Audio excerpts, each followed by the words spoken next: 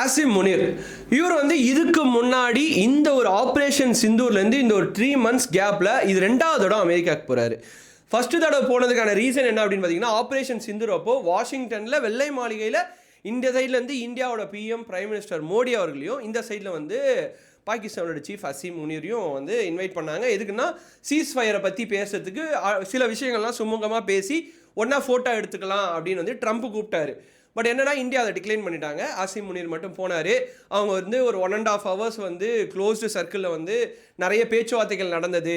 அதில் வந்து முக்கியமான ட்ரேடெல்லாம் நாங்கள் வந்து மேற்கொண்டோம் அப்படின்னு சொல்லிட்டு வெளியில் வந்து என்ன சொன்னாங்க, பாகிஸ்தானில் நிறைய ஆயில் வெல்த் ரிச் மினரல்ஸ்லாம் இருக்குது, அதெல்லாம் நான் வந்து எடுக்கிறதுக்கு நான் அமெரிக்காவில் வந்து நிறைய ட்ரேட் சைன்லாம் பண்ண போகிறேன், பெரிய லெவலில் பாகிஸ்தானை துபாய் அளவுக்கு வளர்க்க போகிறேன், அது மட்டும் இல்லாமல் இந்த வாரம் நிறுத்தினது ட்ரம்ப்பு தான் அப்படின்னு சொல்லி ட்ரம்ப்பு சொன்னதை தாண்டி பக்கத்துலேருந்து இந்த சிங்சாக் அடிப்பாங்கள்ல, ஒத்து ஊதுவாங்கல்ல, அது வந்து அசீம் முனீர் பண்ணிவிட்டு ஏங்க இவ்வளோ பெரிய ஆள் இந்த கடைசி காலத்தில் இந்த நோபல் ப்ரைஸ், இந்த பீஸுக்கான நோபல் ப்ரைஸ் ஆச்சும் கொடுத்துருக்கலாமே அப்படின்னு கொடுத்துருக்கலாமே இல்லை கொடுங்க அப்படின்ற மாதிரி அசீம் முனீர் வந்து ரெக்கமெண்டேஷன் பண்ணுறாரு.